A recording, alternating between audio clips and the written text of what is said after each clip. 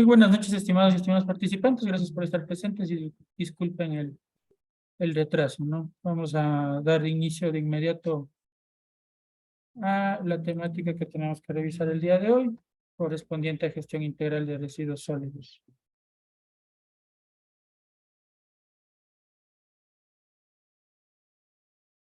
Como nos habíamos quedado el día de ayer en la parte específica de lo que tiene que ver a el cálculo o la utilización de las hojas de cálculo, ¿no?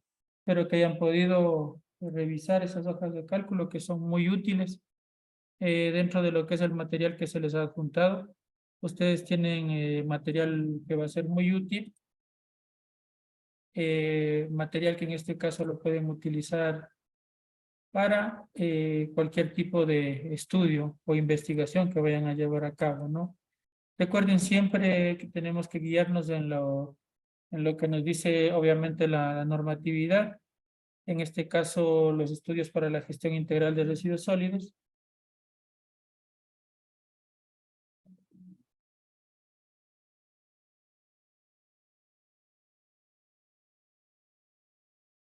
Los estudios para la gestión integral de residuos sólidos se basan en la norma mexicana, ¿no?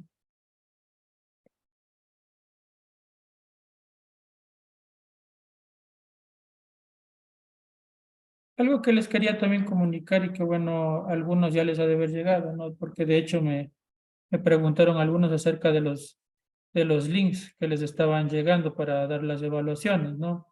Como el sistema está fallando bastante, entonces lo que nos están haciendo ahora último es tomar los turnos que tenemos, por ejemplo, para la siguiente semana con más anticipación.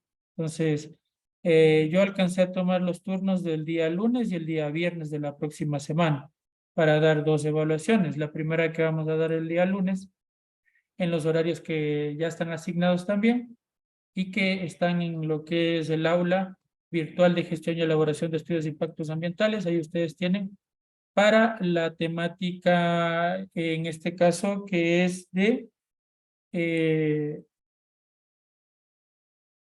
gestión y elaboración de estudios de impactos ambientales, ¿no?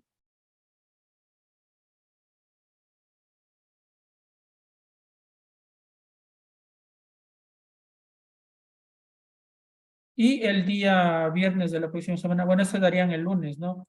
En los dos horarios que están asignados ahí, de 12 a 13 y de 13 a 14 horas. Y luego la próxima semana, asimismo el día viernes 21 de abril, van a dar del curso de auditoría ambiental de cumplimiento. Como digo, los que alcancen a dar, ¿no? O los que les permita dar.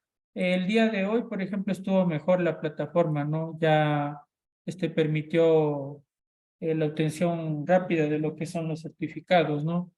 Entonces me imagino si es que permanece así la plataforma, que de igual forma va a poder ser posible que ustedes rindan las evaluaciones la próxima semana para poder seguir avanzando con la obtención de los certificados y la posterior entrega de los mismos, ¿no?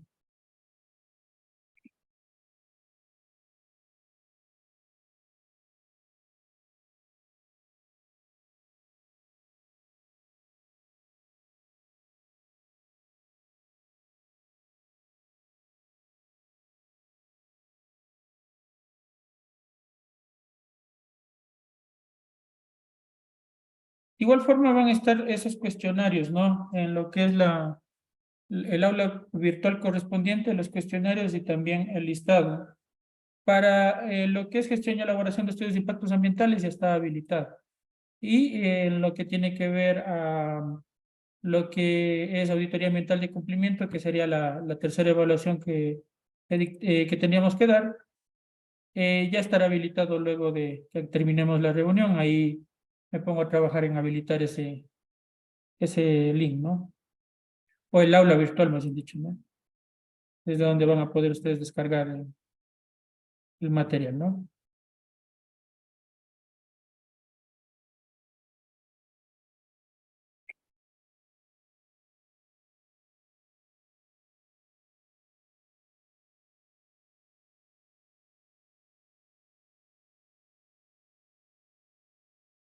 Permítame un momentito, nada más abro lo que tengo preparado para el día de hoy y continuamos.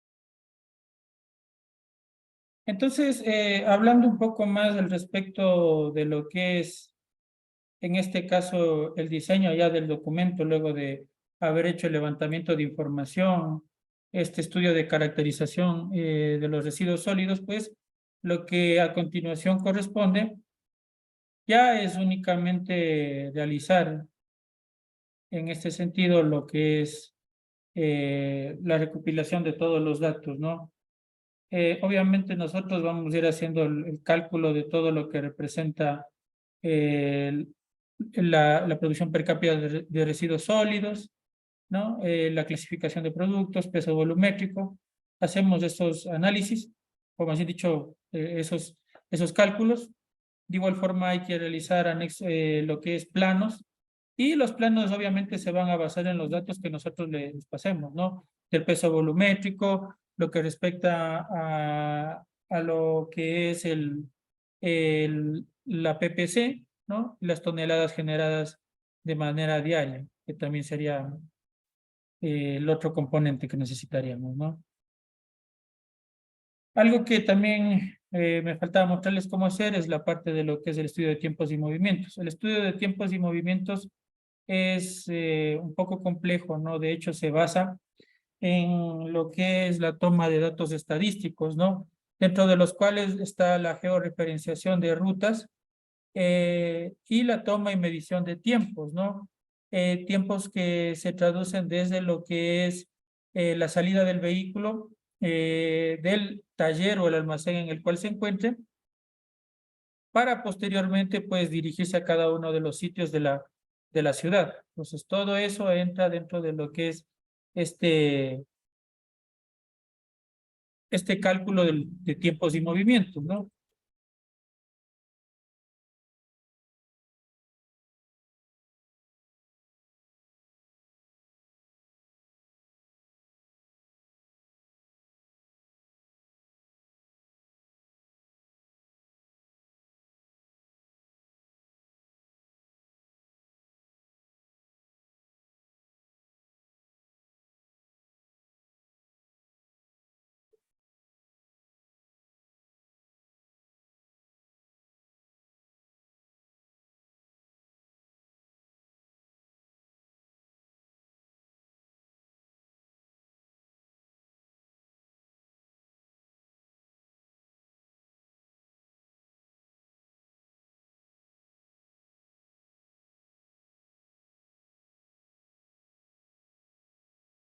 Esto ya lo revisamos también el otro día, ¿no? La primera parte de lo que es el estudio de diagnóstico y factibilidad, sobre todo de la información del área general del proyecto, y también lo que respecta a el estudio de cada uno de los componentes, ¿no? Acá también dentro de lo que es el análisis de los componentes, bueno, se traducirá también lo que respecta al estudio de tiempos y movimientos, ¿no? Entonces esto ya les mostré el otro día, por eso lo estoy pasando rápido, ¿no?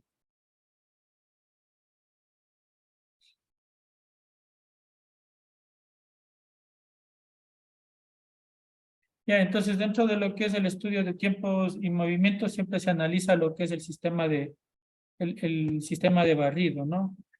Y este sistema de barrido, obviamente, se le va levantando todos los datos que se utilizan, materiales que se utilizan, las rutas que se utilizan, asimismo para la parte de lo que es la recolección. Entonces, tendría que nosotros hacer, bueno, por separado, primero el estudio de tiempos y movimientos de lo que respecta al barrido y también el estudio de tiempos y movimientos de lo que respecta a la recolección, ¿no?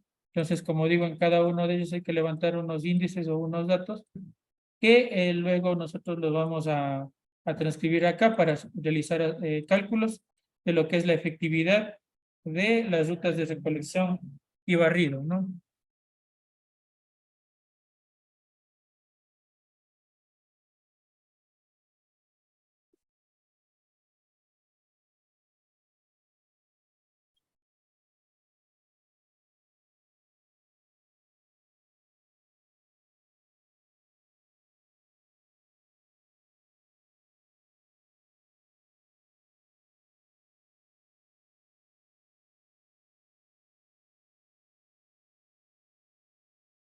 Una vez transcritos todos esos datos, pues lo que viene, o lo que debemos nosotros colocar acá es la parte de lo que es, bueno, la información que ya vimos también el otro día de lo que es el organismo a cargo. En este caso es el municipio, para el ejemplo que les estoy mostrando, ¿no? Perdón. Y una vez que tengamos toda esa información, sobre todo también de la parte financiera, vendrá la parte de lo que es el estudio de la caracterización de los residuos sólidos, ¿no? Entonces ahí se define fórmulas, se define metodologías de cálculo,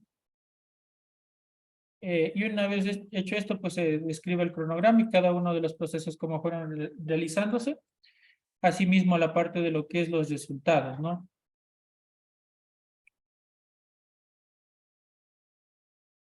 Y finalizaríamos esa parte. Obviamente tenemos que colocar evidencia fotográfica de que se ha realizado, obviamente, este tipo de muestreo. Todos los datos, ¿no? Primero de lo que es PPC, luego de PPC vamos a colocar lo que tiene que ver a la parte de la clasificación de los subproductos y también lo que tiene que ver a lo que es peso volumétrico, ¿no? Todos esos datos que se tengan. Por ejemplo, acá del peso volumétrico,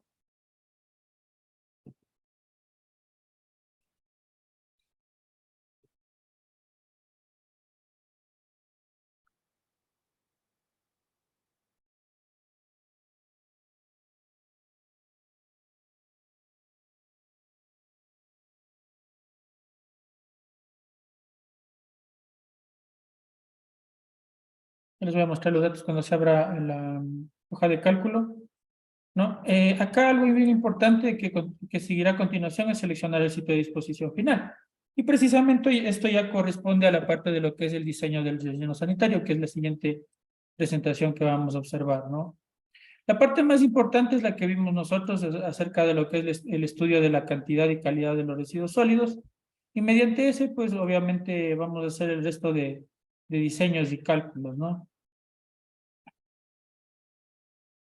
Algo que es importante también es obviamente, luego de que nosotros tengamos esta selección del sitio, vamos a tener que también proponer lo que respecta a las alternativas para lo que es la gestión integral de residuos sólidos. Dentro de esto, cada uno de los componentes obviamente tendrá su diseño propio, individual, ¿no? Hablamos del diseño en todos los componentes, empezando por lo que es la separación en la fuente o almacenamiento temporal, siguiendo por lo que respecta a lo que es la recolección diferenciada, el barrido también, recolección diferenciada, barrido. Tendremos también lo que respecta a eh, lo que es reciclaje, lo que es tratamientos de orgánicos. Bueno, el reciclaje se lo conoce actualmente, o más bien dicho, esta medida se lo conoce como reciclaje inclusivo, ¿no? De igual forma vendrá la parte de lo que es el compostaje o el tratamiento de los orgánicos, ¿no? Y por último, la disposición final. Entonces, acá, como digo, lo que vamos a hacer en primer lugar es seleccionar los sitios, ¿no? Entonces tenemos ahí de los pesos volumétricos, ya les voy a mostrar, y tenemos también lo que respecta a la clasificación de los subproductos, ¿no? A tomar el del urbano.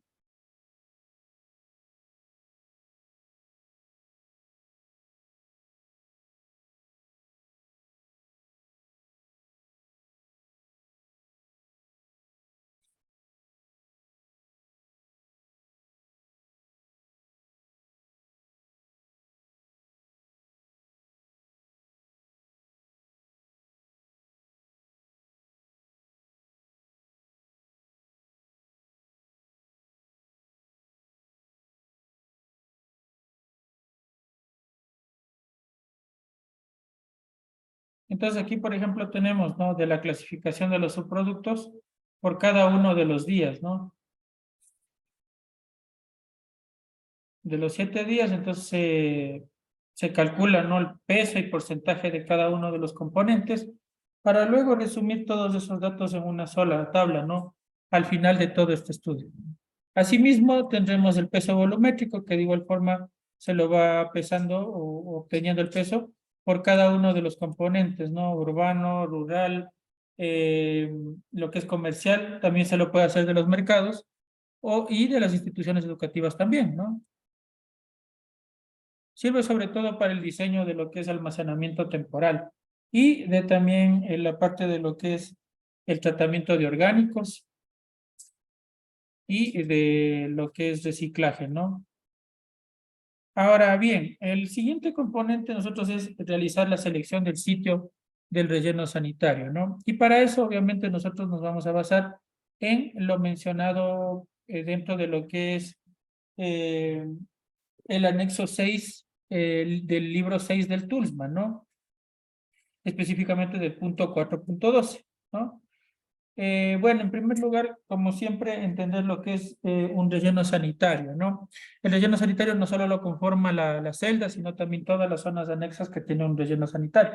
Entonces, dentro de esto, nosotros lo primero que siempre vamos a hacer es seleccionar un sitio, ¿no? Entonces, una de las primeras actividades que hay que realizar es obviamente seleccionar o ubicar las alternativas para la ubicación del terreno. Muchas de las veces los municipios para este punto solicitan el apoyo o la ayuda de la parte de lo que es la AME, porque la AME también maneja fondos que pueden ser destinados a, en este caso, gestionar ciertas situaciones como por ejemplo la ubicación del relleno sanitario. Entonces, por ejemplo, esa es una de las actividades que se realizaría o que realizaría la parte de lo que es el AME, ¿no? Y bueno, acá luego de eso tendríamos o tendremos esta parte que es la proyección de obras de infraestructura y protección, que viene a ser netamente la parte de lo que es geomembranas, de lo que es cerramiento, cerco perimetral, ¿no? Tenemos también el diseño de la impermeabilización de la base y los taludes, establecimiento de procedimientos de operación, que se lo hace en el manual de operación y mantenimiento, control de lixiviados y biogás a través de lo que es los tubos colectores que llevan hacia lo que es la planta de tratamiento de lixiviados, y el biogás también se lo hace a través de lo que es chimeneas, y posteriormente pues se establece en conjunto con el Ministerio de Ambiente, las periodicidades y los puntos de muestreo de lo que es gases y lixiviados también, ¿no? Se reduce al mínimo el volumen de los residuos sólidos. Normalmente esto no lo realizan la mayoría de municipios, ¿no? Porque lamentablemente llevan o disponen todos los residuos sólidos en lugar de realizar una clasificación y la parte de lo que es la separación para un tratamiento también. Aquí también menciona que se cubre la basura. Bueno, el término basura normalmente no se utiliza. Depositado en una capa de tierra al final de cada jornada, ¿no? Entonces, al final, recuerdan el concepto de la celda diaria, ¿no? Que se colocaba lo que es material de cobertura o tierra sobre los residuos sólidos durante la finalización de la jornada, ¿no? Y cumplir con la normativa cuidando la salud y el medio ambiente. Ahora, nosotros actualmente, ¿qué es lo que sucede? Tenemos un problema muy grave en cuanto a lo que respecta a la colocación de los rellenos sanitarios, ¿no? Muchas comunidades, y de hecho la mayoría de comunidades en las cuales se quiere ubicar los rellenos sanitarios, las personas no quieren aceptar la ubicación de estos rellenos sanitarios. ¿Pero por qué razón lo hacen? Porque los rellenos sanitarios acá en Ecuador se han estigmatizado, o más bien dicho, han pasado a ser sinónimos de lo que es contaminación, malos olores, impacto visual, ¿no? Eso es lo que se menciona, pero la verdad es que esto se debe al mal manejo, ¿no? Porque si los rellenos sanitarios fueran correctamente manejados, no generarían ningún tipo de esta contaminación, ¿no? Entonces, el problema no es el relleno sanitario, sino el mal manejo del mismo, ¿no? Para esto, pues, nosotros necesitamos hacer la caracterización y estudio de la PPC, determinación de la PPC, que ya lo hicimos.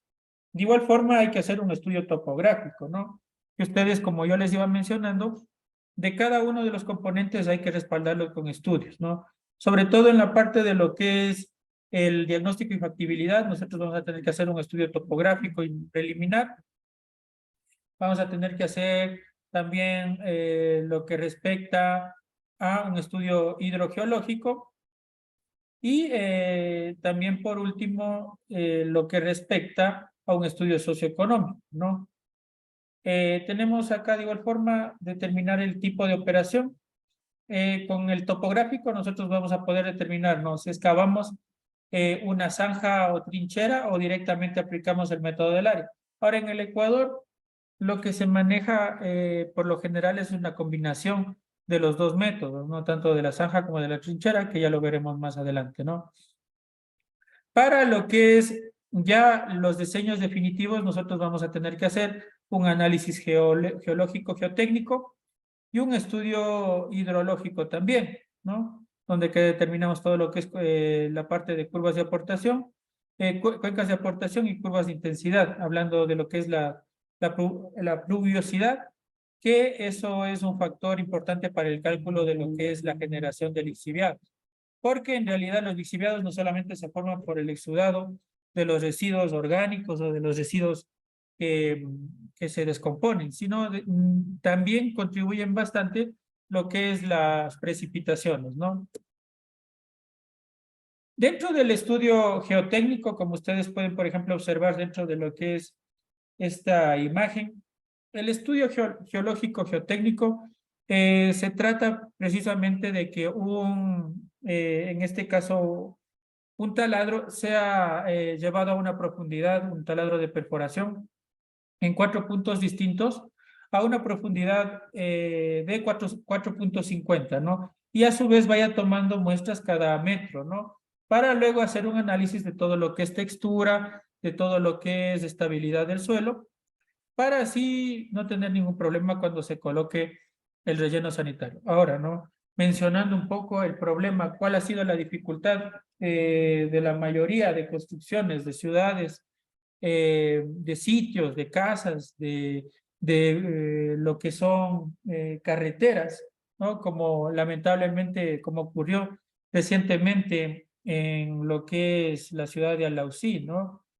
¿Cuál es el problema original de eso? Es que no se hayan realizado unos estudios correctos dar permiso para las construcciones ahí, ¿no? Muchas de las veces las personas dicen, bueno, es la naturaleza, contra la naturaleza no se puede hacer nada, ¿no?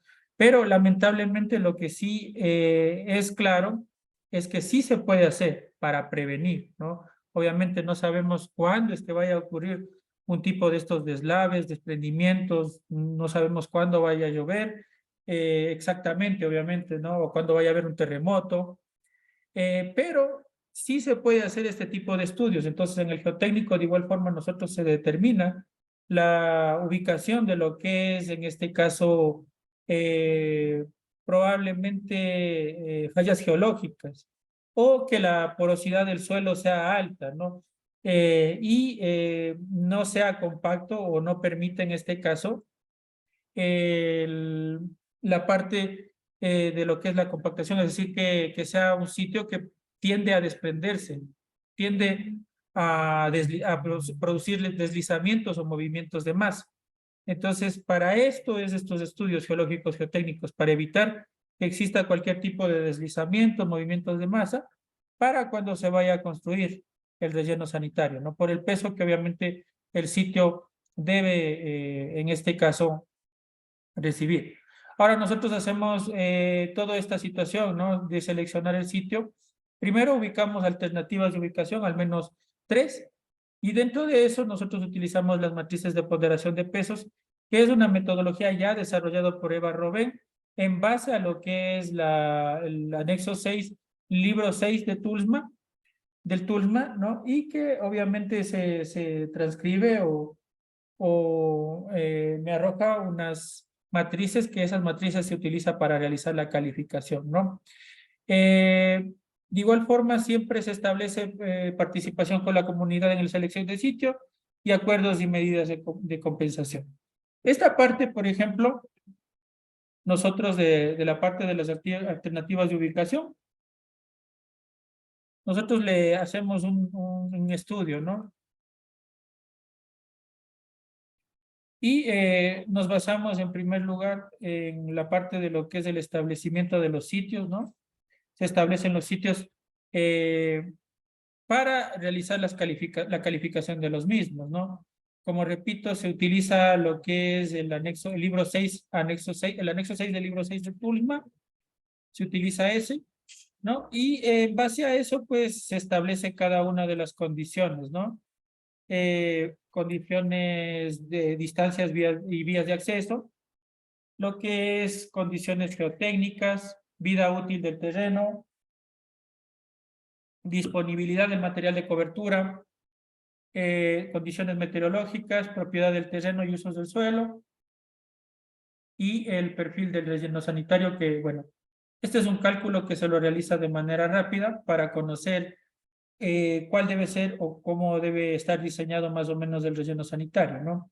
Nosotros acá dentro de lo que es el aula virtual, en el módulo 2 ustedes tienen en materiales un cálculo, más bien dicho, una hoja de cálculo.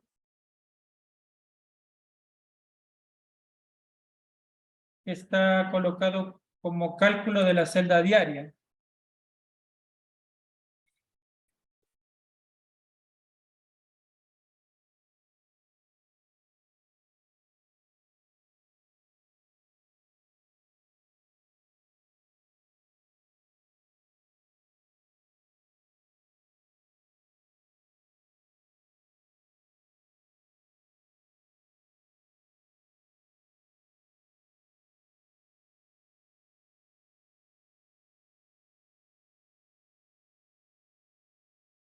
Entonces, en materiales ustedes pueden descargar, ¿no? La hoja de cálculo celda diaria. Y también hay una breve explicación ahí en video también para que ustedes puedan realizarla, ¿no? También hay aquí, ¿no? Una parte de lo que es la superposición de capas para elegir el sitio exacto de ubicación de un relleno sanitario, ¿no?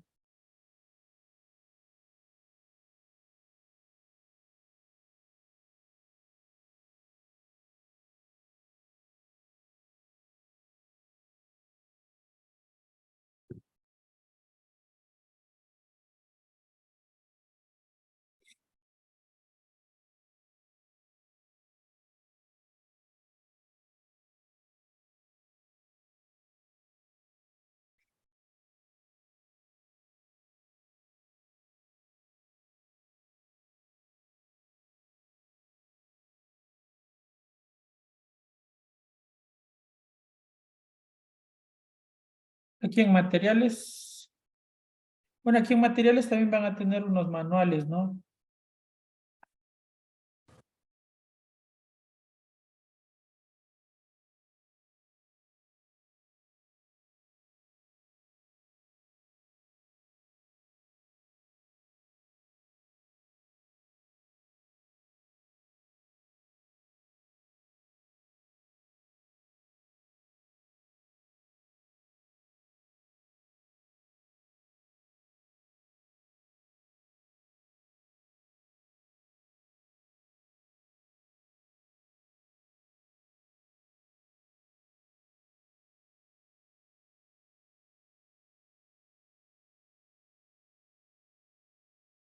Entonces, este documento que dice cálculo de la celda diaria, ustedes se lo pueden descargar, ¿no? Y les voy a explicar rápido el manejo de esa hoja de cálculo, ¿no?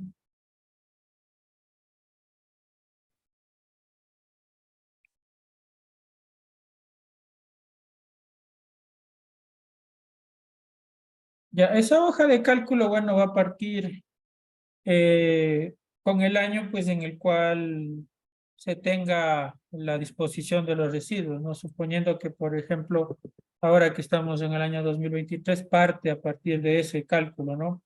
Entonces tenemos para el año 2023, por ejemplo, digamos en un cantón mediano, una generación de unas 25,4 toneladas diarias, ¿no? Hay factores, ¿no?, que se asumen como, por ejemplo, la densidad del relleno, ¿no? Entonces, nosotros, por ejemplo, necesitamos utilizar un relleno sanitario operado por máquinas, ¿no? Entonces, en ese sentido, nosotros tenemos que ubicarnos en esto, ¿no? Entre 600 a 810. Yo le he tomado, por ejemplo, factor de 750. Ahora, estos datos, ¿de dónde salen?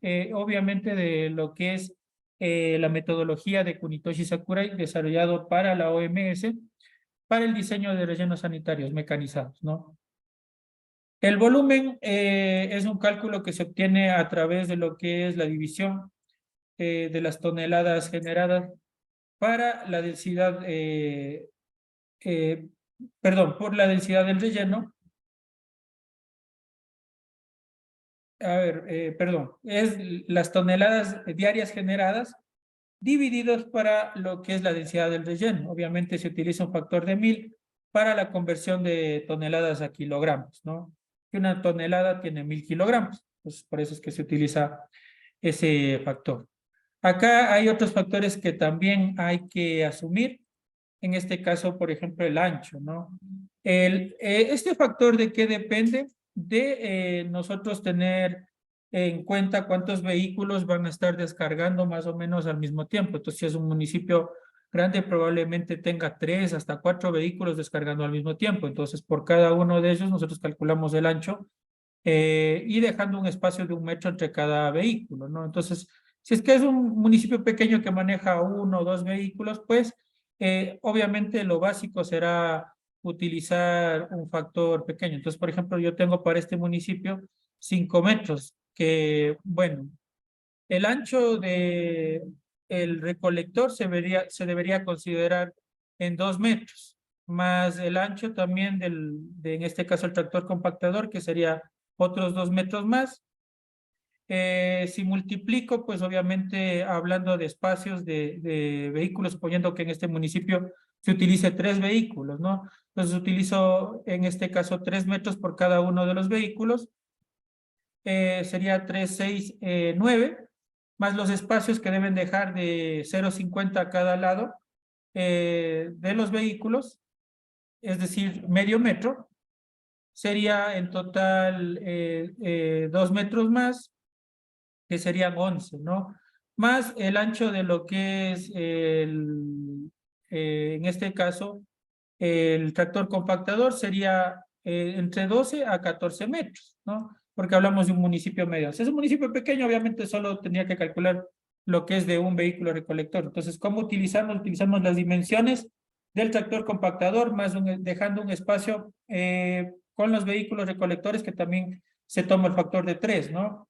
Esto es al razón de que aquí en la parte del ancho se va a estar utilizando, se va a estar trabajando la parte de lo que es el llamado frente de trabajo, es decir, donde que van a estar descargando y a su vez el vehículo recolector, el vehículo compactador va a estar en este caso compactando los residuos, ¿no?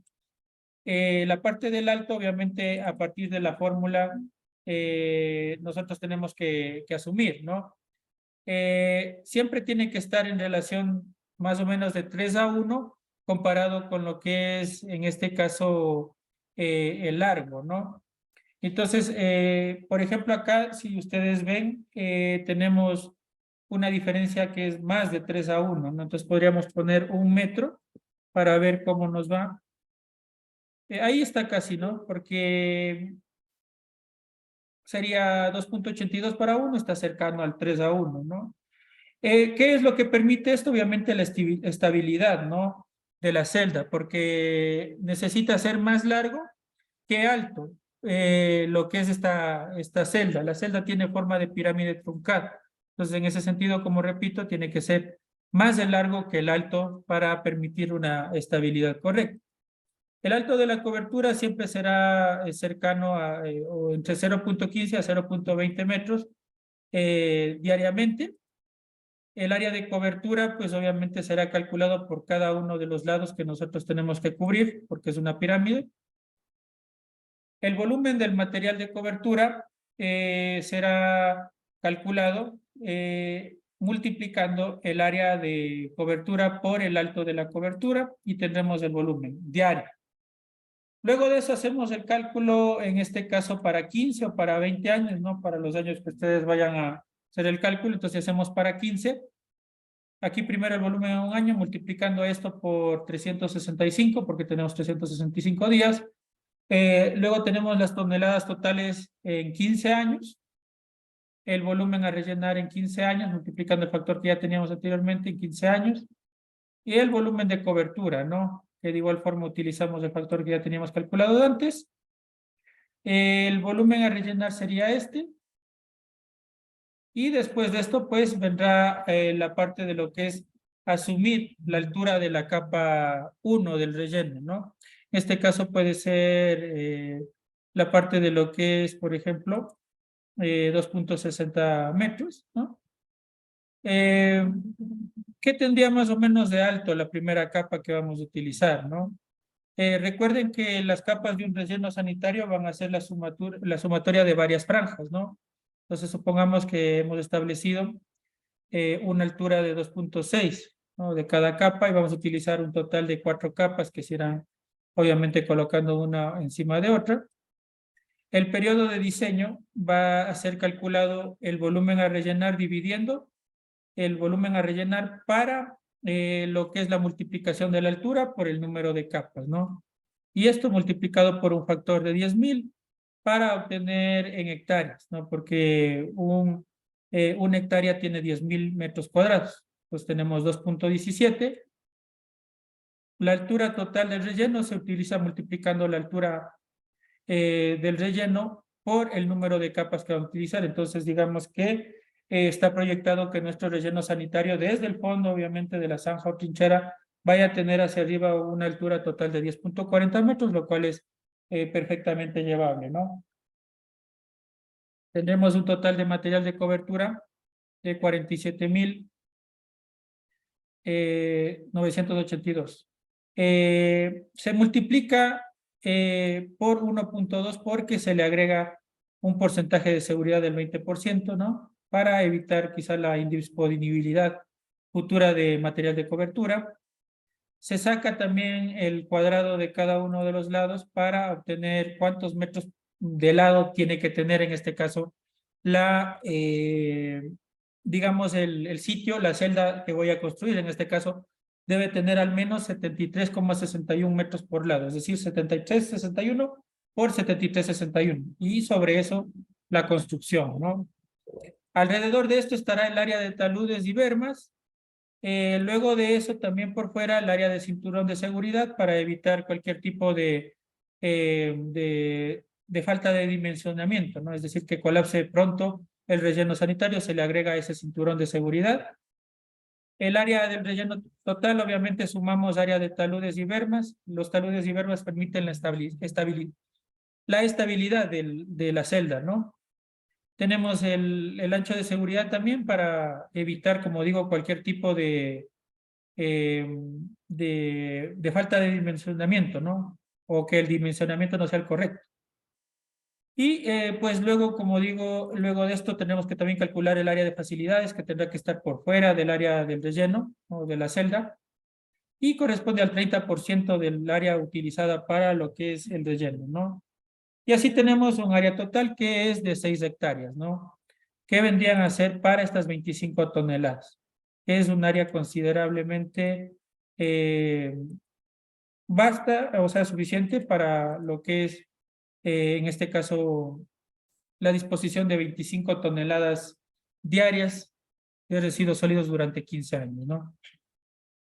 Entonces, eso, luego de calcular, lo transcribimos obviamente al estudio que estamos realizando. Y una vez hecho eso, sí, pasamos a la parte de ingresar información sobre los sitios, ¿no? Esa información la obtenemos desde fuente bibliográfica para lo que es la determinación de geología, que lo podemos hacer también con lo que respecta a cruce de, eh, digamos, cruce de capas, ¿no? Con la utilización de sistemas de información geográfica, porque tenemos capas que son muy útiles, ¿no?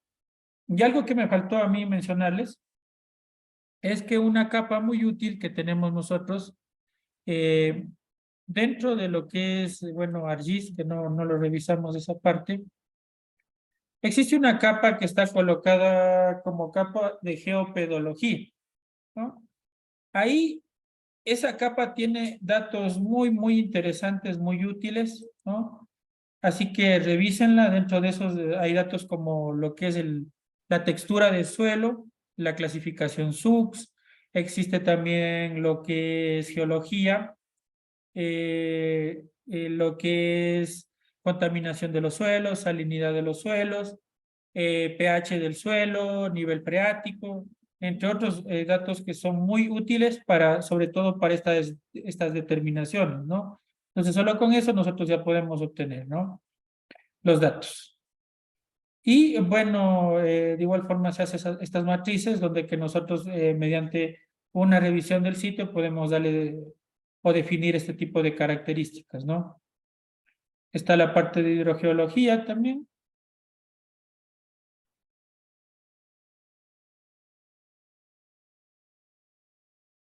La clasificación SUBS. Y luego vendrá sí la parte de lo que es la utilización de las matrices, ¿no? En donde que nosotros, como digo, ya utilizamos una metodología previa y esta metodología pues se basa en el libro 6, anexo 6 del TULS, en donde que luego de ya haber establecido o determinado, haberle dado calificación y ponderación a cada uno de los factores, vamos a tener una matriz definitiva en donde que nosotros vamos a ir calificando cada uno de los sitios, ¿no? De acuerdo a los criterios que tenemos. Criterios del 1 al 3, que luego se multiplican por los factores que se determinaron por lo descrito dentro del anexo 6 y libro 6 de TULS, ¿no?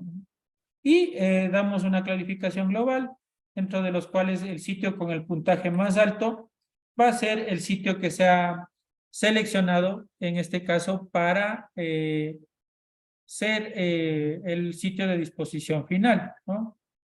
Entonces, de igual forma tenemos para cada factor, para el factor ambiental, para el factor técnico, para el factor económico, y tenemos una calificación global de todo, ¿no? En donde que se selecciona, como digo, el sitio con la mejor calificación para utilizar este sitio, ¿no?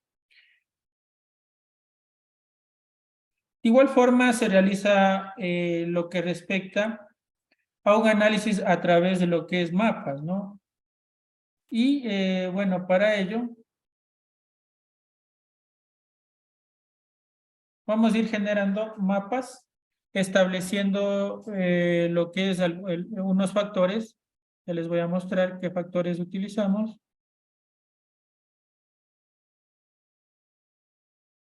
Se utilizará el factor de lo que es distancia a centros poblados, distancia a ríos, también lo que es geomorfología y nivel freático, ¿no? Que serán las cuatro características que nosotros vamos a seleccionar, que ya les voy a mostrar cuál sería la calificación.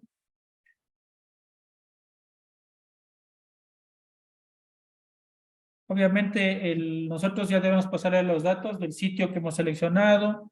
La persona, el civil tiene que ir a hacer el levantamiento topográfico y con el levantamiento topográfico deberá proceder a realizar lo que es, en este caso, el diseño, ¿no? Entonces, nosotros tenemos aquí, ¿no? 4 mapas en donde que se realiza la exclusión de cada uno de los factores y finalmente se obtiene un resultado, ¿no? En donde que cruzamos todas las capas y seleccionamos los sitios donde que se puede ubicar el relleno sanitario de acuerdo a esto, ¿no? Si es que alguno de los sitios que hayamos preseleccionado queda eliminado, ¿no? Aunque obtenga, pues en este caso, un puntaje que nosotros le hayamos dado, aunque siempre va a coincidir, obviamente, ¿no? El análisis que hagamos a través de mapas con el análisis in situ, ¿no? Entonces, en este caso, lo primero que se hace es la exclusión de lo que es los centros poblados, ¿no? Entonces, aquí, por ejemplo, se ha establecido, ¿no? En este caso,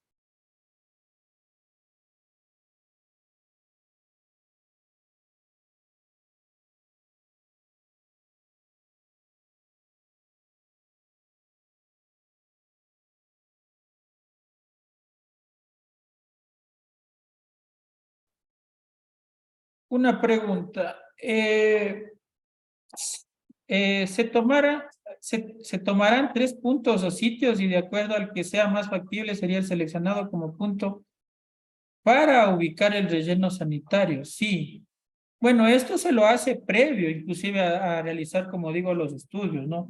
El municipio ya tiene que haberlos preseleccionado, si es posible haber hecho un estudio ya previo con lo que es el AME. Si es que no lo hicieron con el AME, pues el técnico ambiental y el de ordenamiento territorial tiene que ya haber definido las características, ¿no? Y nosotros simplemente hacemos el análisis con el levantamiento de información y obviamente buscamos cuál es el sitio que mejor características y mejor puntaje tenga de acuerdo a los factores social, ambiental, económico y lo que es el técnico, ¿no? Entonces, todos esos factores vemos cuál es el que tenga el puntaje más alto y ese hay que elegir. Para esto también, como digo, nos apoyamos de lo que es los mapas, ¿no? Entonces, dentro de estos mapas, por ejemplo, nosotros como tenemos la parte de lo que es la exclusión, ¿no? Entonces, en este caso, por ejemplo, tenemos 3 sitios, ¿no?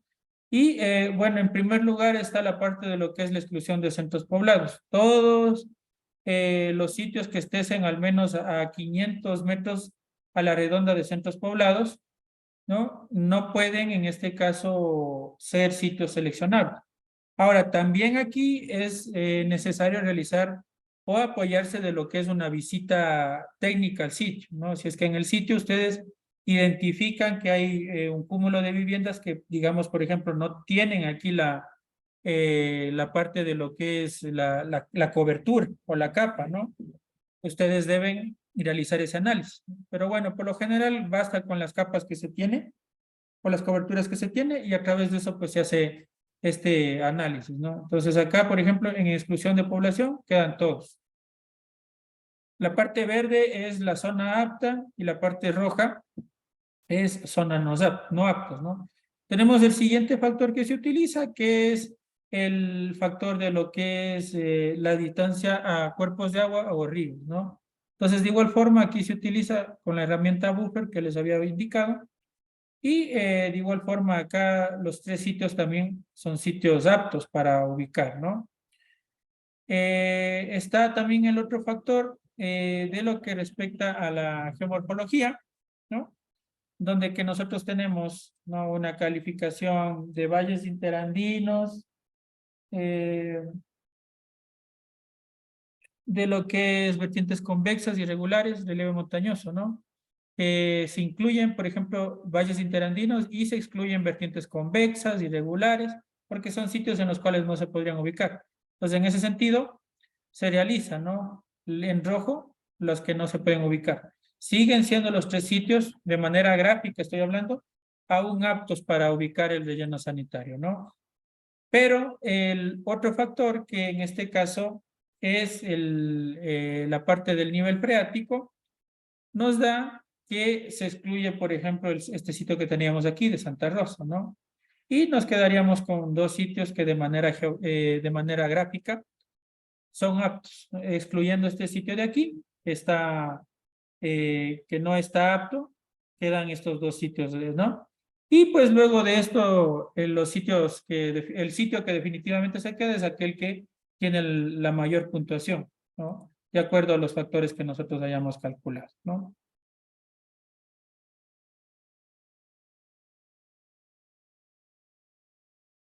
Como digo, todo esto depende ya del análisis previo que se haya hecho. Nosotros acá hacemos, obviamente de manera técnica, corroboramos toda la información que ya tenemos acá, ¿no?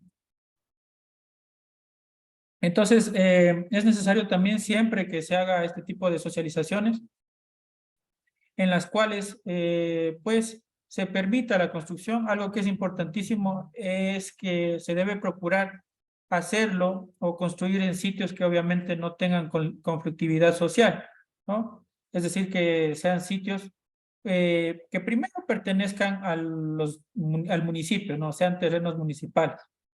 Segundo, que de igual forma estén lejos de viviendas, ¿no? Tampoco demasiado, ¿no?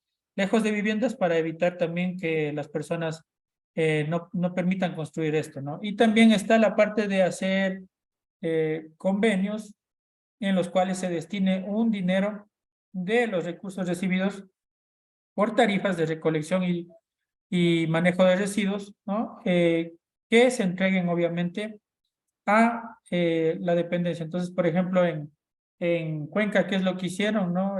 Para aquel año cuando se ubicó el relleno sanitario en donde que hasta ahora funciona, en cada año iban aumentando pues lo que es la entrega de recursos para la parroquia, ¿no?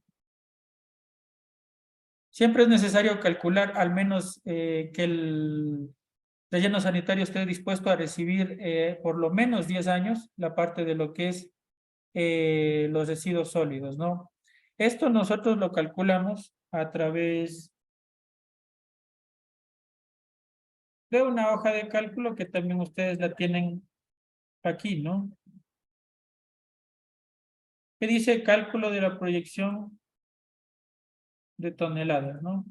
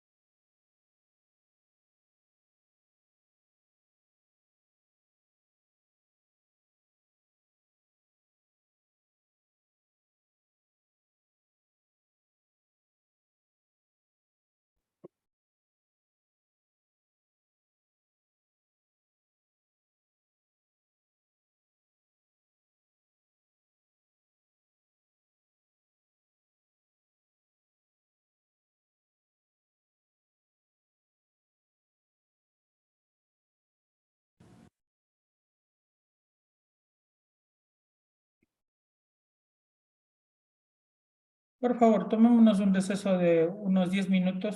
Regresamos 21:42 para continuar, ¿no?, con la reunión.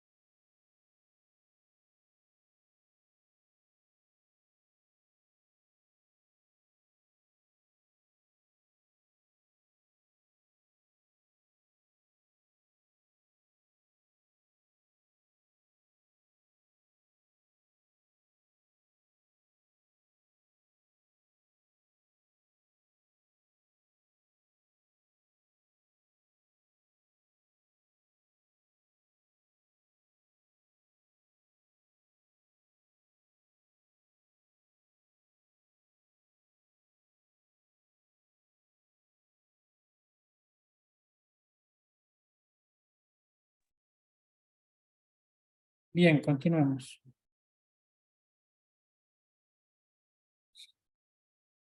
Entonces estaba en el módulo uno. En el módulo uno no es una hoja de cálculo que dice proyección de población, ¿no?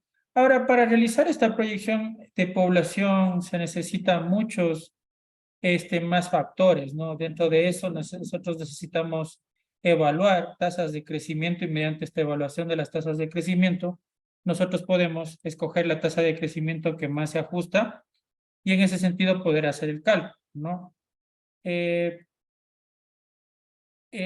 Obviamente, como digo, es más complicado, ¿no? Que solamente tener eso, además de que hay que considerar que para cálculos exactos hay que también considerar el cálculo de una población flotante, ¿no?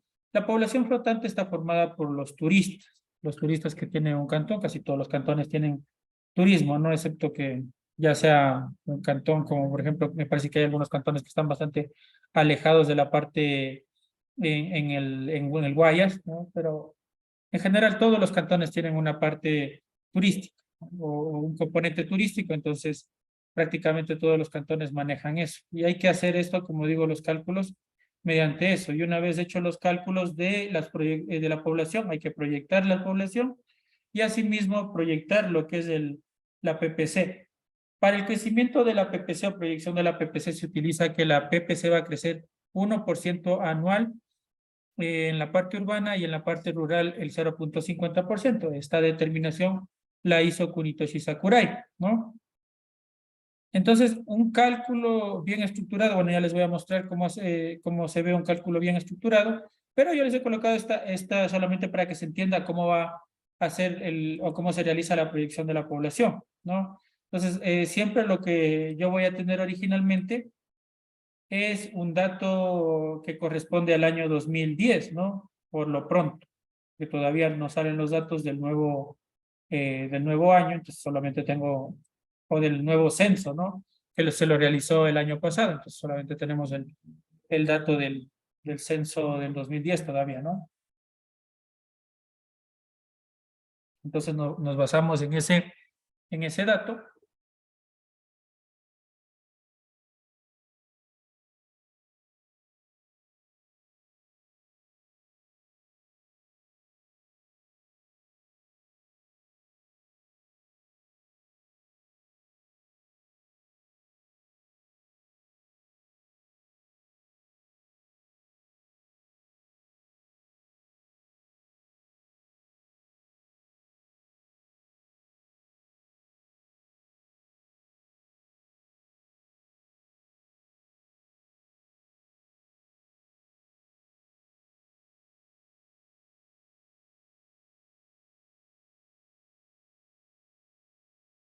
Ya, entonces, por ejemplo, ¿no? Que quiero, bueno, acá dentro de lo que es la presentación uno tienen unos datos, por ejemplo, quiero hacer de Bucay, ¿no? Tengo, por ejemplo, o busco, más bien dicho, acá, el cantón Bucay, bueno, como tal no se llama así, ¿no? Sino, me parece que se llama General Antonio Elizalde.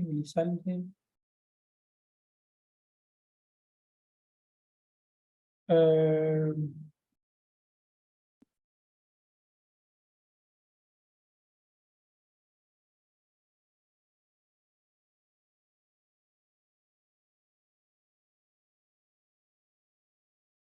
mm, mm, mm. Bucay se llama lo que es la cabecera cantonal, ¿no? Porque el cantón se llama General Antonio Elizalde, ¿no? Siempre hay esa confusión. Muchas de las personas a veces le conocen o lo conocemos a los cantones solamente por el nombre de la cabecera cantonal. Como por ejemplo, conocemos también a Puerto Francisco de Orellana como COC, ¿no? Y eso sucede ahí en ciertas situaciones, ¿no? Tenemos también, me parece, de Colta también, que sí, de Colta también es otro, ¿no? Que ahí también tiene otro nombre. No recuerdo exactamente cuál es el nombre de Colta, ¿no? Bien, entonces aquí, Antonio, voy a buscar la población para el año 2010 que está en 10.642 habitantes. ¿Ya? Y ese dato voy a transferirle acá, a la proyección, ¿no? Año 2010, 10.642 habitantes, ¿no? Y acá ustedes ven que ya en esta hoja mismo ya viene la parte de lo que es la fórmula de cálculo de la población futura.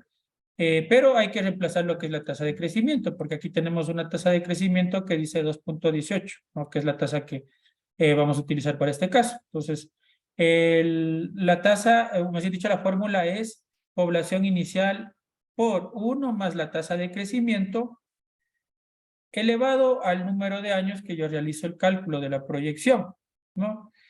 ¿Por qué está 0.0345 o por qué sería en este caso 0.0218? Porque lo que respecta a la tasa de crecimiento es un dato que está en porcentaje, ¿no? Es decir, el valor que se tiene ahí sobre 100. Por eso se obtiene ese valor ahí.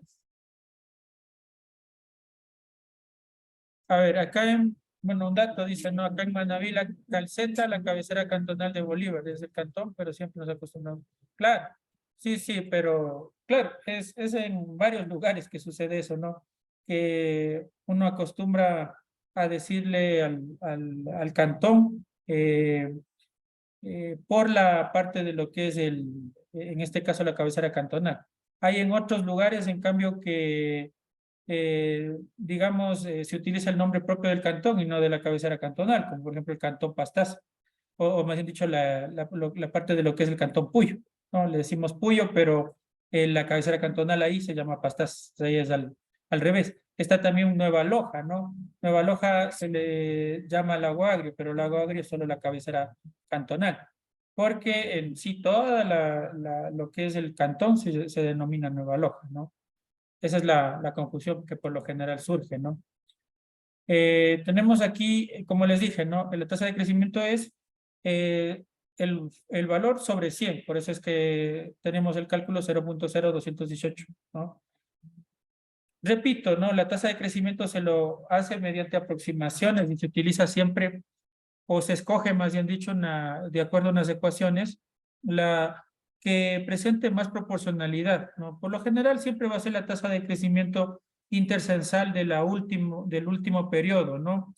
En este caso viene a ser del periodo del año 2001 al 2010 y es por lo general la tasa intercensal cantonal, no la provincial ni la nacional, porque tenemos tasa de crecimiento intercensal nacional, provincial y cantonal. Pues por lo general la que se utiliza es la cantonal, porque esa es la que nos da datos más exactos. Entonces acá tenemos esa proyección, es población inicial por 1 más la tasa de crecimiento elevado al número de años. En este caso, como es para un año, da eso, ¿no? Y pues arrastrándole, nosotros tendríamos la proyección para los próximos años, ¿no? ¿Qué tenemos en este sentido? Depende de los años que queramos proyectar. Por ejemplo, ahora estamos en el año 2023. Y si es que queremos proyectar para 10 años, tendríamos hasta el año 2033, ¿no?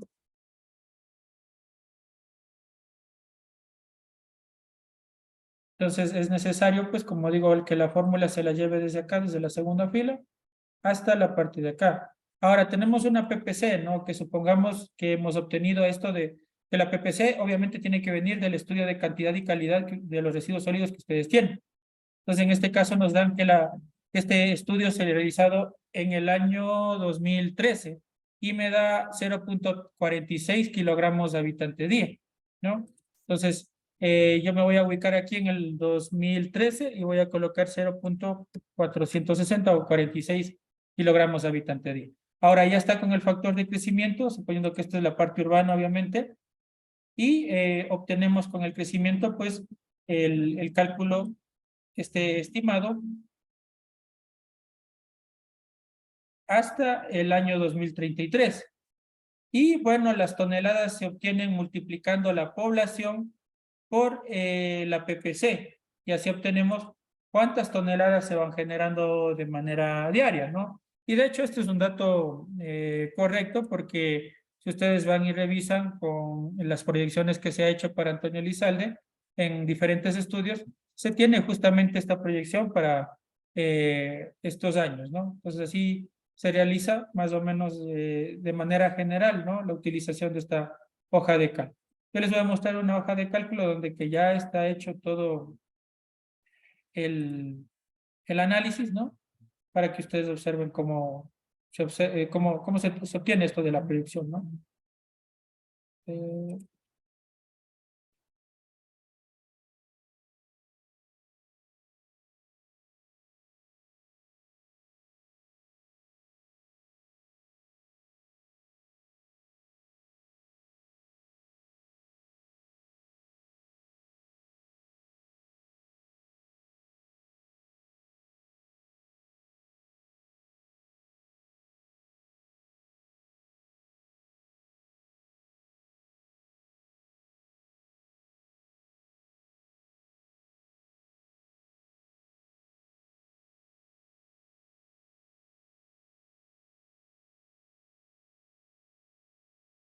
Permítanme un momentito, nada más envío un mensaje.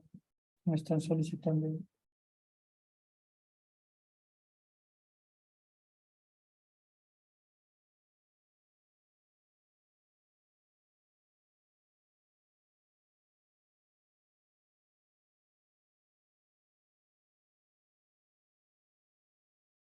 Ya. A ver, acá, como les dije, siempre se inicia con la parte de lo que es el análisis de la tasa de crecimiento, ¿no? Para eso utilizamos obviamente los datos que tenemos en este caso, censos. No podemos utilizar los datos de lo que tiene que ver a proyecciones poblacionales, no nos sirve eso, nos sirve solo los datos que tengan que ver con, en este caso, datos censales correctos, ¿no? Y obviamente nosotros determinamos esto, cuál sería la tasa intercensal mejor posicionada o mejor utilizada. Pues, por ejemplo, aquí tenemos una proyección que se realiza automáticamente con este formulario que ya está. Aquí solamente se va agregando los datos, ¿no? Se calcula para urbano, para rural y también para la parte de lo que es población flotante. Y se estima pues cuál de las tasas de crecimiento en este caso son mejores utilizar para tener, o más bien dicho, utilizar una tasa de crecimiento de manera definitiva, ¿no? Y así tener, digamos, un cálculo de población correcto y mediante eso, pues hacer el cálculo de cada una de las toneladas, tanto para la parte urbana como para la parte rural. Ahora, lo que nosotros aquí tenemos en este caso la parte de la población flotante se le suma a la población de la parte urbana, ¿no? Entonces se utiliza para ese cálculo la población flotante junto con la población urbana, ¿no? Y la población rural se lo utiliza aparte, ¿no? Y así se hace la parte de lo que es el cálculo nada más, ¿no? No es muy complicado, excepto lo que es la determinación de las tasas de crecimiento, ¿no? Ahora, una vez hecho ya las predicciones de población y crecimiento de la PPC, debemos seleccionar, como yo les dije, ¿no? Los sitios de acuerdo a los criterios técnicos que ustedes ya observaron, ¿no? Vías de acceso, siempre tiene que estar cerca de las vías de acceso. Si es que está lejos de las vías de acceso, vamos a darle una puntuación mínima, ¿no? Del 1 al 3 se puntúa y se hace esa ponderación, calificación de los sitios, dándole calificación al sitio. Si es que está cercano, pues obviamente a vías, una calificación de 3.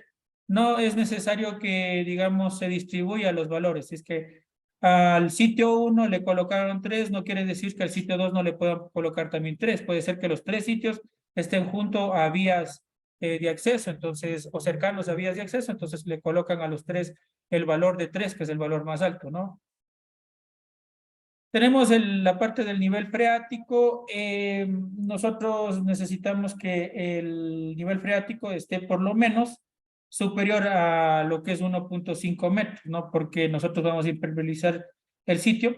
¿Esto con qué se lo hace? Con los sondeos eléctricos verticales. Se respalda con sondeos eléctricos verticales, que consiste en colocar electrodos, ¿no?, sobre un sitio y emitir cierta frecuencia eléctrica que responde a través, o que da una respuesta a través de lo que es el rebote de estas ondas eléctricas con lo que se refiere a lo que es las diferentes capas del suelo, ¿no? Y se nota, pues obviamente, mientras menos potencia, porque la respuesta que da es en ohmios, mientras menos respuesta dé, va a ser que en este caso ya se encuentra la parte de lo que es eh, la ubicación de lo que es sitios subterráneos, ¿no? Aguas subterráneas, más bien dicho. Entonces, lo que se busca con el nivel freático o con la determinación de esos dedos eléctricos verticales es precisamente este nivel freático, ¿no? Entonces, en cuanto a análisis, por lo pronto, de la parte, ¿no? Siempre recordándoles de la parte de diagnóstico y factibilidad, sería en este caso el estudio hidrogeológico, estudio socioeconómico y por último vendría también el estudio topográfico, ¿no? En el caso de que se le realice. Para la segunda etapa vendrá el geológico geotécnico, los sondeos eléctricos verticales y el estudio eléctrico, el estudio de carga para lo que es factibilidad de suministro de energía, tanto para cada una de las instalaciones del relleno sanitario que tenemos, ¿no? El material de cobertura también siempre será necesario que se tenga cercano al predio. Y el material de cobertura no puede estar muy lejos tampoco, ¿no? Muchas de las veces hay sitios en los cuales no se excava las zanjas. Bueno, de hecho, yo lo que he observado en la mayoría de rellenos siempre se excava las zanjas, aún en la costa. En la costa se tenía ese proyecto de ya no cavar zanjas, sino utilizar solo el método del área. Pero definitivamente por la poca disponibilidad que hay de material de cobertura se opta siempre por cavar zanjas, ¿no? Y para ello se debe colocar unos canales perimetrales de manera correcta, ¿no? Para evitar esa situación. En la geología siempre tiene que estar lejos de fallas geológicas. Nosotros eso lo podemos determinar con el análisis geológico geotécnico y también a través de lo que es el cruce del sitio con capas de lo que es fallas geológicas, que sí lo tenemos, ¿no? Y la permeabilidad tiene que estar de por lo menos 1/10 a la -7. Ahora, si es que no es posible conseguir un sitio, obviamente, que tenga esa característica, no importa, ¿no? De igual forma se selecciona el sitio más adecuado o el que se acerque lo más posible. La pendiente, hablando de topografía, ¿no? Debe estar en una pendiente de máximo el 25%, entre el 2 al 12%. ¿Por qué es importante eso? Porque nosotros no vamos a poder ubicar o no vamos a poder construir una celda si está muy inclinado el sitio, ¿no? Por ahí he visto cosas ya inverosímiles, ¿no? Lo que se ve en la actualidad. Por ahí hay un relleno sanitario o una celda emergente construida en un cantón de lo que es la provincia de Cotopaxi, en donde que ellos construyeron en plena pendiente, ¿no? Le hicieron inclusive con la parte de lo que es, ¿cómo se llama esto? Con terrazas, ¿no? Se construyó terrazas y sobre eso van colocando los residuos. Una locura totalmente salida de tono, ¿no? No tiene ningún sentido, ¿no? Lo que sí, bueno, en ese caso tendría sentido es utilizar tal vez la pendiente inclinada como parte del apoyo y extender hacia la parte plana, ¿no? Pero ellos no, ellos hagan de cuenta que construyeron sobre la parte de la pendiente inclinada que tiene una inclinación de cerca del 75-80%, y ahí han hecho terrazas y sobre eso van colocando los residuos, algo que es totalmente descabellado, ¿no? Y que es imposible establecer o estabilizar ese tipo de celdas, ¿no? No tiene sentido a veces que hagan eso, ¿no?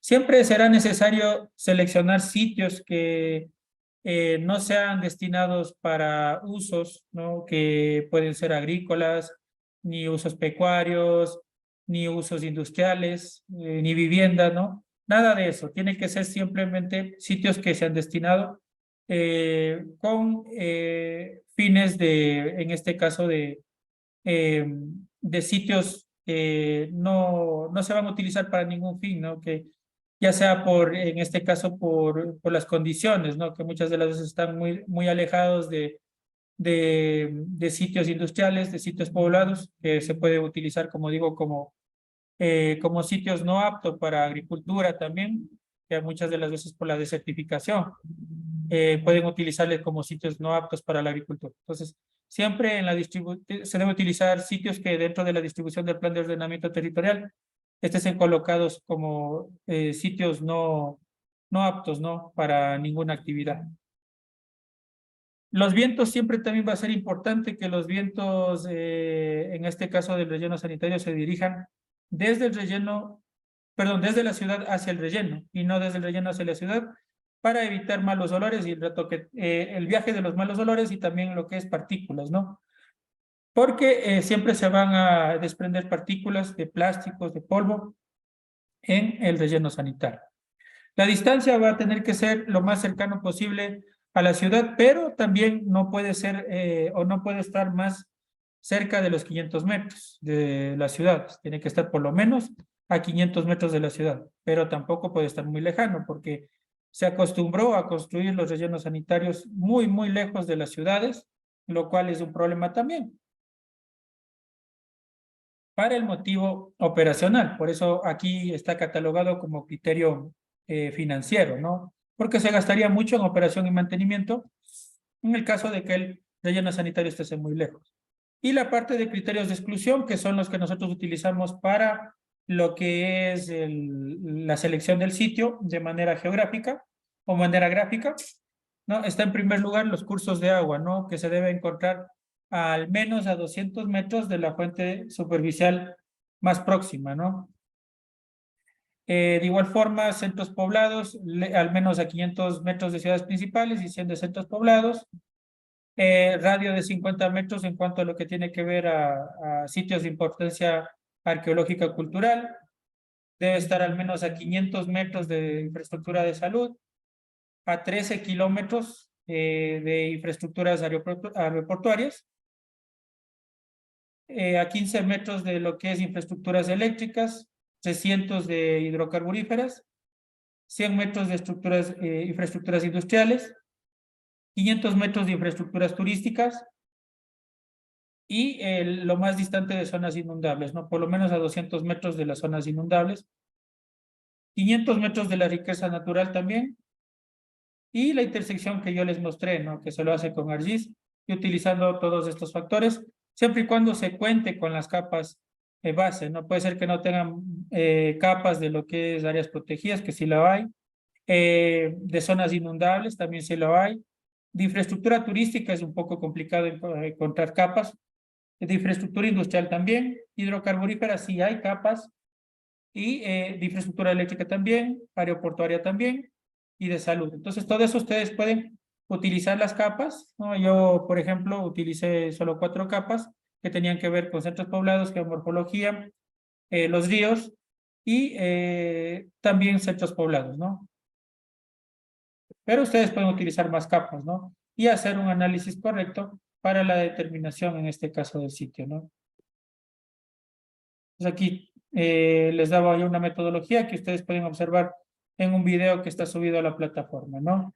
Hablarles un poco más de los rellenos sanitarios, recordarles, ¿no? Que tenemos, digamos, 3 modalidades que actualmente se manejan. La primera, que es la zanja o trinchera, en donde que se van excavando el terreno de manera periódica, ¿no? Y, bueno, al llegar al nivel del terreno, se sella únicamente o se cierra el relleno sanitario, la celda del relleno sanitario, ¿no? Ahí está un ejemplo que es, digamos, lo que más común se observa, ¿no? Luego tenemos la parte del método del área. Hay sitios en los cuales no es posible excavar, ya sea por la condición del suelo, puede ser que el suelo sea muy duro, ¿no? En ese sentido, pues, no se puede excavar. Entonces ahí lo que se hace es únicamente al nivel del suelo seguir colocando los residuos hasta que lleguen a una altura en la cual se mantenga la estabilidad de los taludes, ¿no? Entonces, por ejemplo, así en esa gráfica podemos observar un método del área, ¿no? Y luego está la combinación, que es el método que actualmente se utiliza más, ¿no?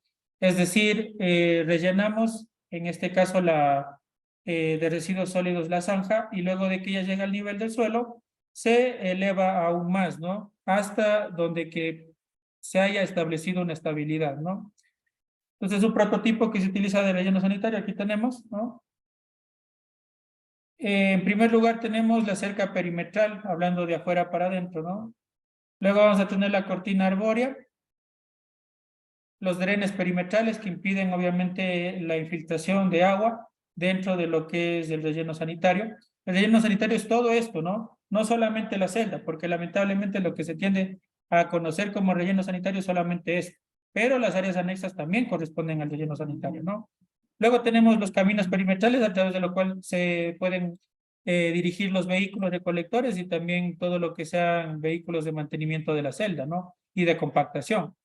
Tenemos las oficinas y áreas para empleados, el estacionamiento, los talleres, tenemos las celdas, ¿no? Los drenes para los lixiviados que se utilizan, ¿no? La llamada espina de pescado, todo esto le corresponde al civil diseñar, pero no es, digamos, algo tan complicado de entender, ¿no? De hecho, la celda, pues obviamente, junto con la impermeabilización, tiene esta llamada espina de pescado que está formado por tubo PVC, que tiene unos huecos a través de los cuales, pues, se escurren los lixiviados y también los gases que son trasladados hacia las chimeneas y los tubos colectores que dirigen hacia lo que es la planta de tratamiento de lixiviados. Pues ahí tenemos la planta de tratamiento que recoge, pues obviamente, lo que respecta a los lixiviados, ¿no? En cuanto a la operación, pues en primer lugar el vehículo recolector tiene que ingresar a través de lo que es el acceso de la caseta de control, ahí se hace el pesaje y registro, con la báscula obviamente, pasa a la planta de separación, de igual forma, pues si es que tenemos planta de compostaje, también la parte orgánica va hacia lo que es la planta de compostaje. Y una vez que se haya hecho ya la separación de los residuos que ya no sirven definitivamente pasan a ser dispuestos acá en la celda que tiene los respectivos drenes. Y pues los tubos colectores llevan los lixiviados hacia lo que es, en este caso, la planta de tratamiento de lixiviados. Y mediante chimeneas, pues, se absorbe también lo que es el biogás, ¿no? Se establecen puntos de monitoreo de acuerdo a lo que se haya establecido junto con lo que es el Ministerio de Ambiente, ¿no? Tenemos aquí también un prototipo. Tenemos la cerca perimetral, ¿no? La protección arbórea, el camino perimetral, los drenes que están por fuera del camino perimetral. Ahí está la excavación que hemos realizado y tenemos una conformación, que las conformaciones a veces varían, ¿no? En este caso, ¿cómo le han conformado? Con el geotextil primero, luego la geomembrana, nuevamente geotextil para proteger la geomembrana. ¿Cuál es la diferencia entre el geotextil? ¿No? El geotextil está formado de un material semejante a lo que es el nylon, ¿no? A lo que es, en este caso, lo que se conoce como hilos, ¿no? Es más suave y tiene permeabilidad. Y la función básicamente es la protección en sí de la geomembrana, que la geomembrana tiene baja permeabilidad y es conocido o se conoce como plástico, ¿no? Tenemos los desechos sólidos que se van disponiendo. Se hace la cubierta, no luego de hacer obviamente la compactación, se hace la cubierta. Se va llenando la franja, llenamos los distintos niveles, ¿no? Y esta es la mezcla de los dos, ¿no? Del método combinado de la zanja y de la trinchera. Tenemos los pozos de venteo que recogen todo lo que es el biogás. Y aquí por lo general, cuando... Chuta, me das metiéndoles, ¿ya? ¿Tienen alguna consulta tal vez? ¿No? Seguro se les activó. Bien, entonces, la situación es que acá tenemos, ¿no? En la parte superior, ¿qué es lo que hay, no? Está la parte de lo que es quemadores de coloca. Cuando No se puede colocar quemadores, lo que se hace es colocar unos tubos conductores que llevan hacia lo que es una planta de generación eléctrica a través de biogás, ¿no? Eso ya funciona, por ejemplo, en el relleno sanitario de Guayaquil. Es uno de los primeros lugares donde funciona, pero la mayoría de rellenos sanitarios que funcionan solamente tienen quemadores en la parte superior de este diseño, ¿no? Y la cubierta final, pues cuando ya se va a cerrar el relleno sanitario, ¿no? Pues ahí tenemos en la imagen algún ejemplo de lo que tenemos ahí, ¿no? Aquí es un sector nuevo que parece que estuviera con agua, pero en realidad es el reflejo de lo que es la geomembrana, y a este sitio se está ya realizando el cerramiento, ¿no? Respectivo. La celda diaria es la unidad básica, ¿no? Que ya les estaba mencionando. El conjunto de celdas en una sola dirección se llama franja.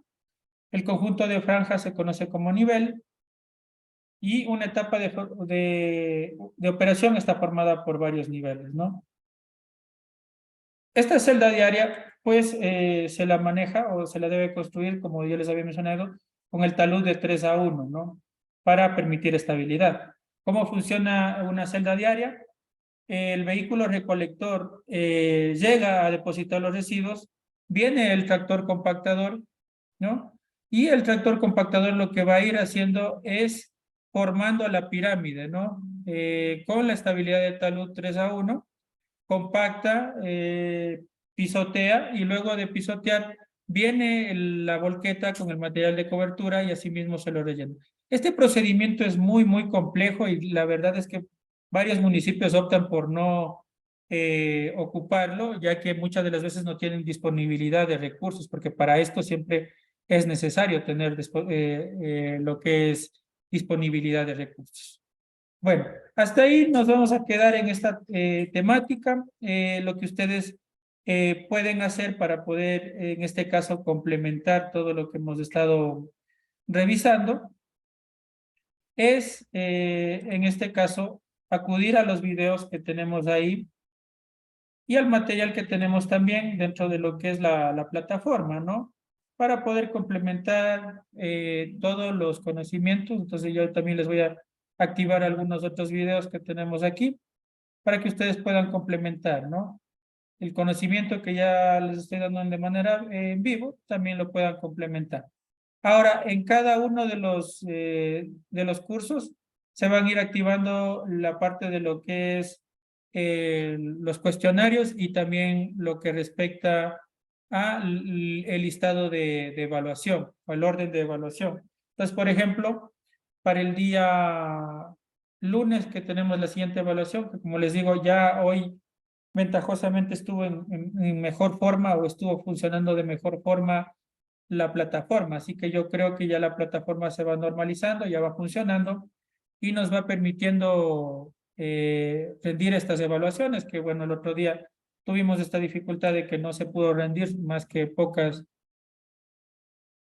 ¿Podemos recopilar toda la información para tenerlo como respaldo? Sí, de hecho tienen acceso a la información durante 90 días y ustedes pueden utilizar la información, ¿no? Porque de hecho ese es el objetivo, y de hecho debería ser el objetivo de todos, ¿no? Siempre tratar de transferir la mayor información posible, ¿no? Que obviamente se lo puede hacer no solamente a través de cursos, sino también a través de solicitudes entre profesionales, también se lo puede hacer. Entonces, todo el material que ustedes tienen en el aula virtual lo pueden descargar, lo pueden utilizar, guarden los videos, hagan lo que ustedes deseen con ese material, ¿no? Porque el material está disponible para ustedes y está disponible durante 90 días, eso sí. Así que tengan precaución en eso, descarguen, guarden esa información y utilícenla, ¿no? Claro, pueden ahí utilizarlos como ustedes deseen, ¿no? Es muy interesante todo lo que pueden conocer. Hay unos manuales, hay libros enteros que se pueden leer, ¿no? Y que pueden utilizar para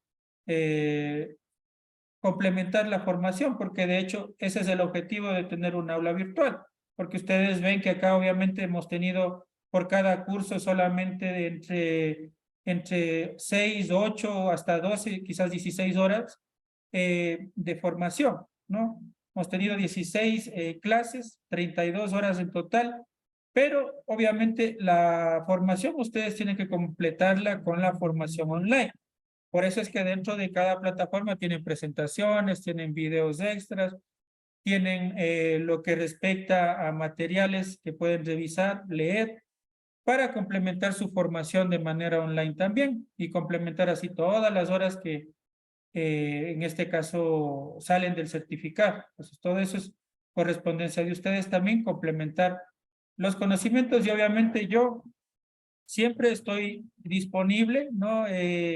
Para realizar cualquier contestación, ¿no?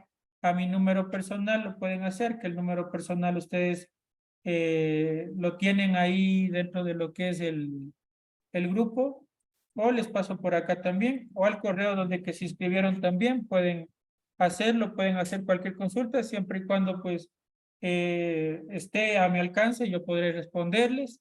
Si no, pues de igual forma trataré de hacer algún tipo de gestión para poder responder a la pregunta que ustedes tengan. Entonces aquí tenemos el cuestionario, ¿no? Que se va a ir habilitando en cada uno de las evaluaciones que ustedes vayan a dar.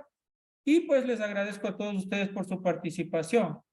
En el caso de que estén interesados también, estamos próximos a dar otras 2 capacitaciones que no las voy a dictar yo, sino les va a dictar otras personas que tienen más conocimiento.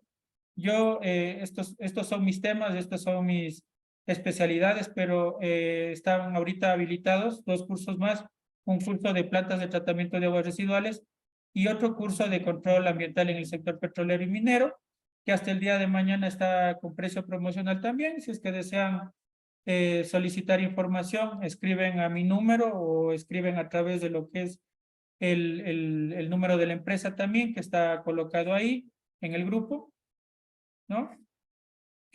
Muchísimas gracias a todos por su asistencia, su puntualidad. Como digo, ya tenemos algunos años. El curso de monitoreo ambiental está en promoción. Lamentablemente, por el momento no tenemos en oferta el curso de monitoreo ambiental. Lo teníamos, sí, hasta el año pasado. Actualmente no lo estamos dictando, ¿no? Como digo, lo que tenemos es el curso de plantas de tratamiento y el curso de control ambiental en el sector petrolero y minero, que son cursos válidos para el otro componente, que es el componente de los sectores estratégicos, porque estamos hablando de hidrocarburos y también de lo que es agua, ¿no? Entonces pueden acceder a ese también y cualquier información que necesiten me la hacen nomás saber. O la encuentran también en la página de Facebook, ahí también está toda la información para que puedan acceder a ese curso en el caso de querer también. Les agradezco a todos ustedes por su participación y estamos coordinando todos los aspectos para poder entregar lo más pronto posible los certificados. Si es posible, en máximo 2 semanas ya poder entregar todos los certificados y, bueno, los certificados serán enviados de manera digital. En el caso de que alguna persona necesite los certificados físicos, pues lo pueden hacer acudiendo a la dirección en Ambato o en este caso también pagar por el envío, que solamente les cobraría por el envío de todos los certificados y la impresión del certificado, eso sí, por el material y la impresión se cobra $2 adicionales por cada certificado, ¿no? Pero, como digo, pueden utilizarlo el certificado de manera digital, que es un certificado válido también y que pueden utilizarlo para lo que es el tema de calificación como consultores, ¿no? Eso nada más, entonces cualquier cosa estén atentos a nuestras redes, ahí estaremos publicando cursos y repito, no estamos coordinando para la entrega de los certificados. Una buena noche a todos y muchísimas gracias a todos por estas 4 semanas de capacitación. Una buena noche a todos.